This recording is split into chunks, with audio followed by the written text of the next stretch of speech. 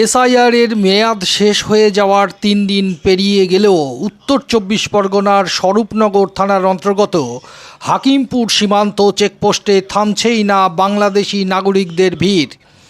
নিজেদের দেশে ফেরার আশায় শতাধিক বাংলাদেশ নাগরিক এখনও সীমান্তে অবস্থান করছেন। সবারই একটাই অপেক্ষা, বিএসএফের চূড়ান্ত নির্দেশ।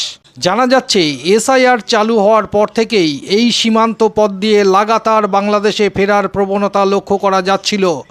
সেই সময় থেকেই বিষয়টি আমরা ধারাবাহিকভাবে তুলে ধরেছি। কিন্তু আশ্চর্যের বিষয়, এসআইআরের কাজ শেষ হওয়ার পরেও সেই ফেরার হিড়িক অব্যাহত রয়েছে।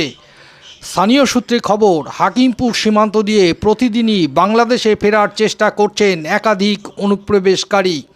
যদিও এখন সীমান্তে কড়া নজরদারি চালাচ্ছে বিএসএফ, ফলে সীমান্তে আটকে পড়ে অনিশ্চয়তার মধ্যে দিন কাটাচ্ছেন বহু মানুষ। প্রশ্ন উঠছে, এসআইআর শেষ হওয়ার পরেও কেন এই ফেরার ঢল? প্রশাসনের পরবর্তী সিদ্ধান্তের দিকেই এখন তাকিয়ে সীমান্তবাসী থেকে শুরু করে আটকে থাকা বাংলাদেশ নাগরিকরা।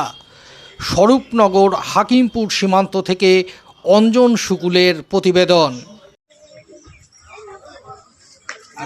হ্যাঁ, আটঘরা, কলকাতা আটঘরা। কতদিন আগে গেছিলেন আটঘরায়? বছর দুই। এদিকে বাড়ি কোথায়? বাংলাদেশে বাড়ি কোথায়? খুলনা জেলা কয়রা থানা। তাই এমনি কোনো কাগজপত্র কিছু নেই? না। এখানে কি কাজ করতেন? ওই আমি হ্যাঁ হ্যাঁ, করতাম। তাই এখন ফিরে যাচ্ছেন কেন? এই থাকতে যাচ্ছে না, কাগজপত্র কিছু নেই। আপনার নাম? আব্দুর রহিম।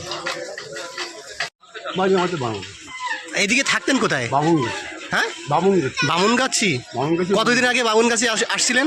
আমরা এইখানে 10-12 বছর।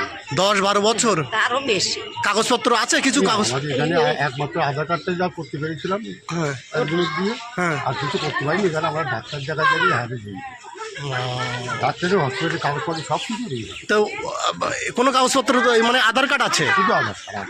আর কিছু নেই।